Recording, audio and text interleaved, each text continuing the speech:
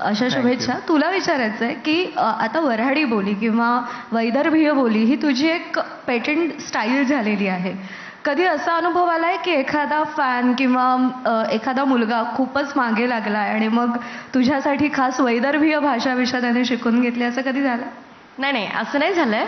पण मला एक गोष्ट खूप छान वाटते की मी विदर्भात राहते आणि जेव्हा मी विदर्भाची भाषा वऱ्हाडी बोलते तेव्हा आधी असं व्हायचं, खूप आधी, की ही गावंढळ भाषा आहे किंवा गावठी भाषा आहे.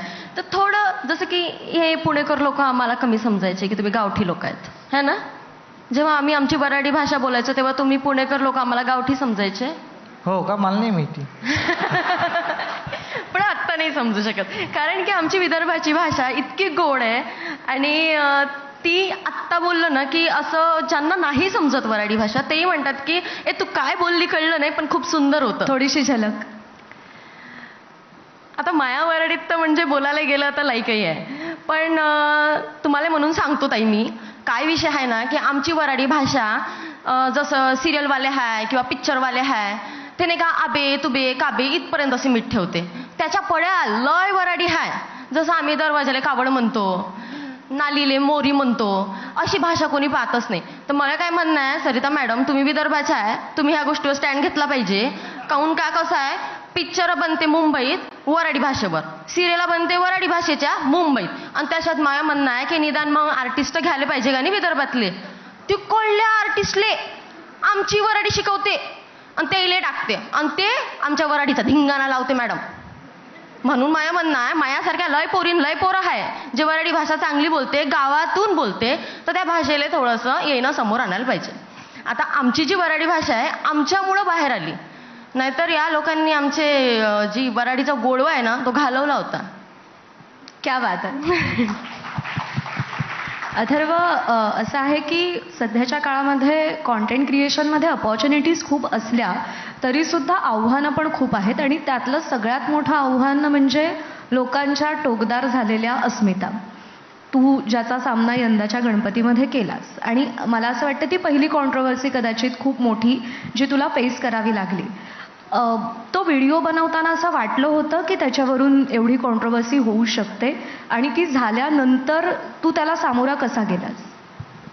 नाही, व्हिडिओ बनवताना तर असं काही वाटलं नव्हतं की कॉन्ट्रोवर्सी होईल, पण ते झाल्यावर मग मी निर्णय घेतला की आता असं आपण काही बनवायलाच नको. आता पण मला तेव्हा एवढंच कळलं की आता आपण काही बनवलं तरी लोक त्याच्यावर आक्षेप घेऊ शकतात. म्हणजे ते कुठलाही व्हिडिओ असेल, तुम्ही त्याच्यात चांगलं दाखवा किंवा काही दाखवा, पण लोकांना कुठल्या ना कुठल्या तरी माणसाला ते आवडणार नाहीच आहे. त्यामुळे मी त्याच्यातनं एवढं शिकलो की आता फक्त आपण लोकांना हसवू, विनोद करू, बस. ह्याच्या पलीकडे फार ह्या मुद्द्यांमध्ये नको बोलायला. पण त्याचा फटका बसला तुला? म्हणजे कशा प्रकारे? फॉलोअर्स कमी होणं? नाही, उलट माझे फॉलोअर्स वाढले त्या ह्यानी, कारण का बऱ्याच लोकांनी ती व्हिडिओ पाहिलीच नव्हती. त्यामुळे भरपूर लोकांनी ते कॉन्ट्रोवर्सी झाल्यावर की अरे तो व्हिडिओ पाहिला, तो का डिलीट केला, तो तर चांगला होता. त्यामुळे भरपूर लोकांनी ती व्हिडिओ पाहिलीच नव्हती. पण मला वाटतं त्याचा मला फायदा असा झाला की माझे फॉलोअर तर वाढले आणि उलट लोकांना कळलं की हां असं काहीतरी ह्याच्याबद्दल झालं होतं.